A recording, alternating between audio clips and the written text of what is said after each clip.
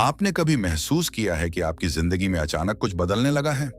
बिना कारण मन भीतर से गंभीर हो गया हो, भीड़ में रहते हुए भी अकेलापन महसूस होता हो, और पुरानी चीजें जो कभी बहुत आकर्षित करती थीं, अब अर्थहीन लगने लगी हों? अगर हां, तो संभव है कि यह कोई साधारण बदलाव नहीं, बल्कि ईश्वर की विशेष कृपा का संकेत हो। क्योंकि जब भगवान किसी को चुनते हैं, तो पहले उसे दुनिया से थोड़ा अलग करते हैं, फिर उसके भीतर एक नई ज्योति जलाते हैं।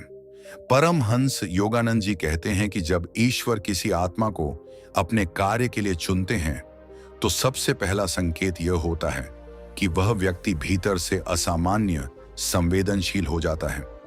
उसे छोटी छोटी बातों में भी गहरा अर्थ दिखने लगता है। दूसरों का दुख देखकर उसका हृदय पिघल जाता है, और वह बिना किसी स्वार्थ के लोगों की मदद करने की तीव्र इच्छा महसूस करता है। यह संवेदनशीलता कमजोरी नहीं, बल्कि दिव्य चयन का संकेत है, क्योंकि सामान्य व्यक्ति केवल अपने सुख दुख में उलझा रहता है, लेकिन जिसे भगवान चुनते हैं, उसका हृदय व्यापक हो जाता है। वह प्रकृति की सुंदरता में ईश्वर को देखने लगता है, मंदिर की घंटी की आवाज में कंपन महसूस करता है, भजन सुनते ही उसकी आंखें नम हो जाती हैं, और कभी कभी बिना कारण भी उसे भीतर से रोने या हंसने का भाव आता है। यह भावनात्मक उतार चढ़ाव दरअसल आत्मा के जागरण का संकेत है, क्योंकि ईश्वर जब आत्मा को छूते हैं, तो सबसे पहले हृदय को कोमल बनाते हैं, ताकि उसमें करुणा और प्रेम का बीज बोया जा सके। दूसरा संकेत यह होता है कि व्यक्ति के जीवन में अचानक कठिनाइयां बढ़ने लगती हैं, योजनाएं टूट जाती हैं, भरोसेमंद लोग दूर हो जाते हैं, और परिस्थितियां उसे अंदर तक हिला देती हैं। सामान्य दृष्टि से यह दुर्भाग्य लगता है, परंतु आध्यात्मिक दृष्टि से यही शुद्धिकरण की अग्नि है, क्योंकि सोना जब तक आग में नहीं तपता, तब तक कुंदन नहीं बनता। उसी प्रकार जिसे भगवान चुनते हैं, उसे पहले परीक्षा की अग्नि से गुजरना पड़ता है। उसके अहंकार को तोड़ा जाता है, उसकी झूठी पहचानें छीन ली जाती हैं, ताकि वह अपने असली स्वरूप को पहचान सके। कई बार ऐसा व्यक्ति सोचता है कि भगवान ने उसे छोड़ दिया है, पर वास्तव में उसी समय ईश्वर सबसे अधिक उसके साथ होते हैं, उसे भीतर से गढ़ रहे होते हैं, उसकी सहन शक्ति बढ़ा रहे होते हैं, उसे अकेले चलना सिखा रहे होते हैं। और यह प्रक्रिया जितनी दर्दनाक होती है, उतनी ही परिवर्तनकारी भी होती है, क्योंकि जब सब सहारे छिन जाते हैं, तब आत्मा सीधे परम सहारे की ओर मुड़ती है। यही वह क्षण होता है जब व्यक्ति पहली बार सच्चे मन से प्रार्थना करता है, पहली बार अपने घुटनों पर बैठकर कहता है कि हे प्रभु, अब मैं कुछ नहीं जानता, आप ही मेरा मार्गदर्शन करें। और यही समर्पण ईश्वर को प्रिय होता है। इस चरण में व्यक्ति को बार बार असफलता मिल सकती है, लेकिन हर असफलता उसे भीतर से मजबूत करती है। उसे यह सिखाती है कि बाहरी सफलता ही सब कुछ नहीं, असली विजय आत्म विजय है। धीरे धीरे वह व्यक्ति लोगों की प्रशंसा या आलोचना से ऊपर उठने लगता है। उसे समझ आने लगता है कि उसका मूल्य दूसरों की राय से तय नहीं होता, बल्कि उसकी आत्मा की शुद्धता से होता है। यह समझ अपने आप नहीं आती, यह टूटने और बिखरने के बाद आती है, और यही ईश्वरीय चयन की प्रक्रिया है।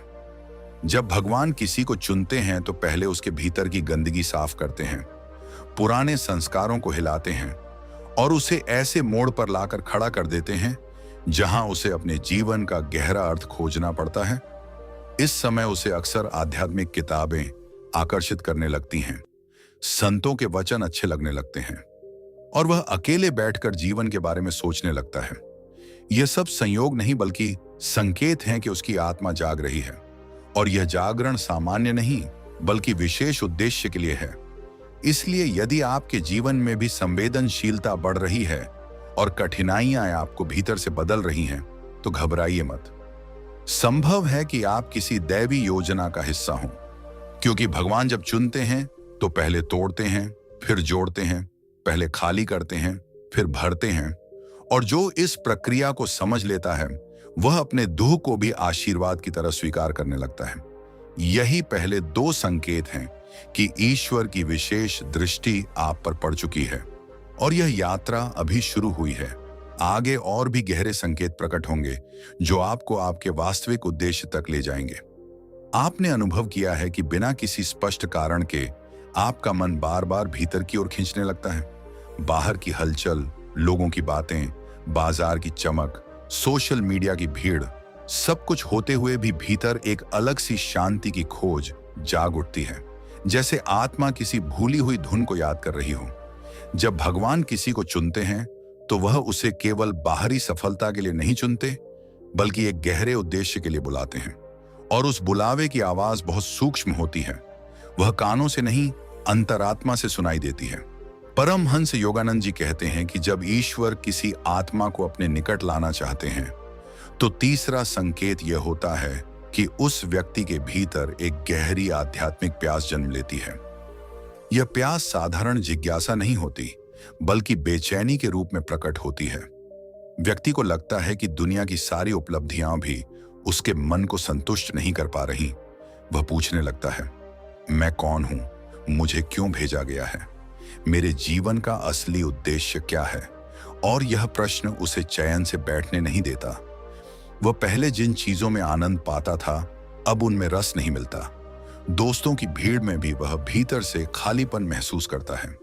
और यह खालीपन दरअसल दिव्य निमंत्रण है, क्योंकि जब तक मन संसार से तृप्त रहता है, तब तक वह परम सत्य की खोज नहीं करता। पर जब भीतर से प्यास जागती है तो व्यक्ति सत्संग खोजता है, ध्यान सीखना चाहता है, ईश्वर के नाम का जप करने में आनंद महसूस करता है।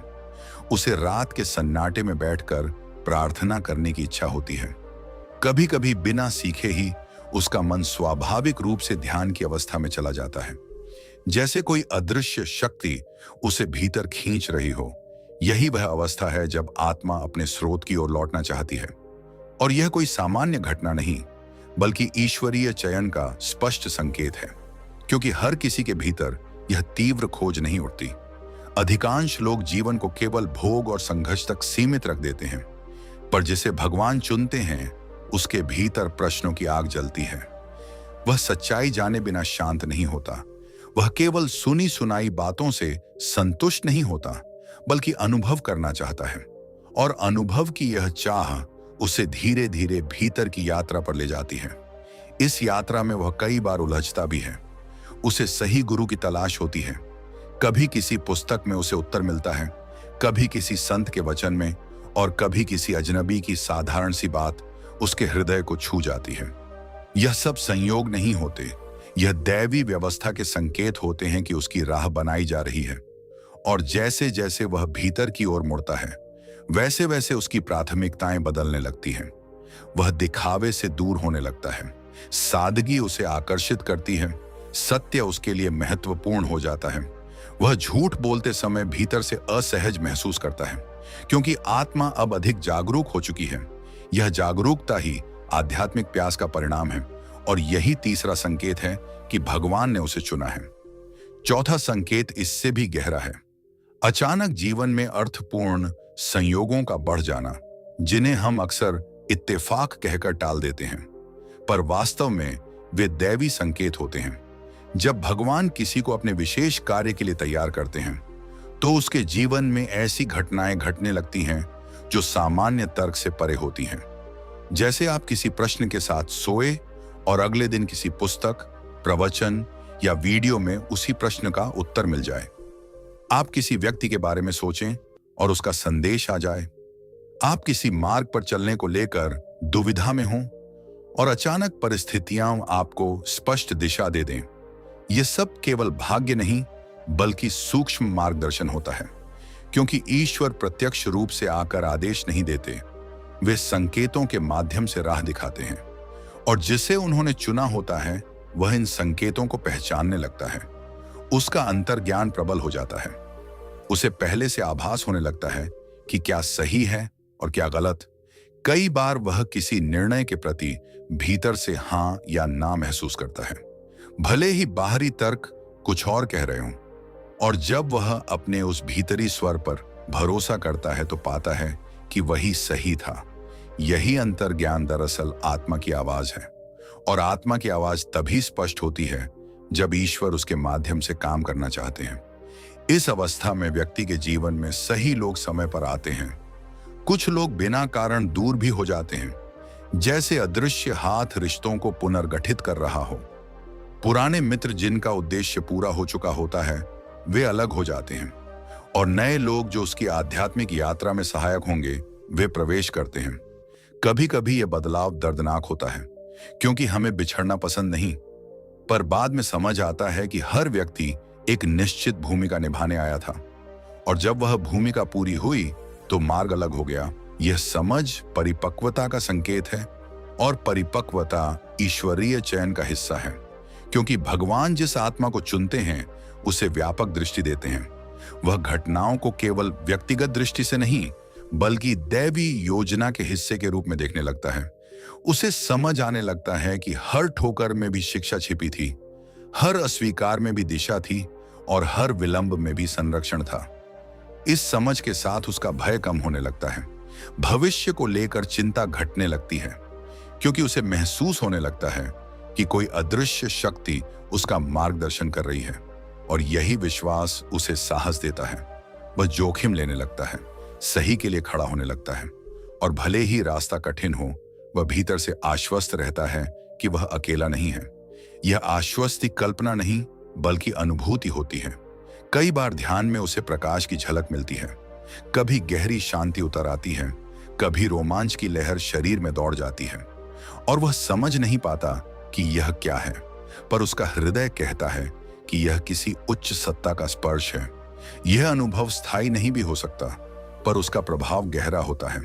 वह व्यक्ति बदलने लगता है, उसके शब्दों में वजन आ जाता है, उसकी आंखों में गंभीरता झलकने लगती है। लोग उसकी उपस्थिति में सहज या शांत महसूस करने लगते हैं और धीरे धीरे वह स्वयं भी समझने लगता है, क्योंकि चयन का अर्थ केवल आशीर्वाद नहीं, बल्कि उत्तरदायित्व भी है और उत्तरदायित्व से पहले प्रशिक्षण आता है। यह प्रशिक्षण भीतर की प्यास और बाहरी संकेतों के माध्यम से होता है और जो इन संकेतों को पहचान लेता है, वह अपनी यात्रा को जागरूकता के साथ आगे बढ़ाता है। इसलिए यदि आपके जीवन में भी आध्यात्मिक खोज तीव्र हो गई है और अर्थपूर्ण संयोग बार बार घट रहे हैं, तो उन्हें अनदेखा मत कीजिए। संभव है कि आप किसी बड़ी दैवी योजना के लिए तैयार किए जा रहे हों और यह यात्रा अभी और गहराई लेगी, जहां अगले संकेत आपके धैर्य, साहस और समर्पण की परीक्षा लेंगे, पर साथ ही आपको आपके वास्तविक स्वरूप के और निकट भी ले जाएंगे। अगर आपको यह वीडियो और वाणी पसंद आई हो और आप ऐसी ही आध्यात्मिक प्रेरणादायक बातें आगे भी सुनना चाहते हैं, तो अभी चैनल को सब्सक्राइब करें। इस दिव्य संदेश को अपने परिवार और दोस्तों के साथ भी शेयर करें, ताकि अधिक से अधिक लोगों तक यह प्रकाश पहुंच सके।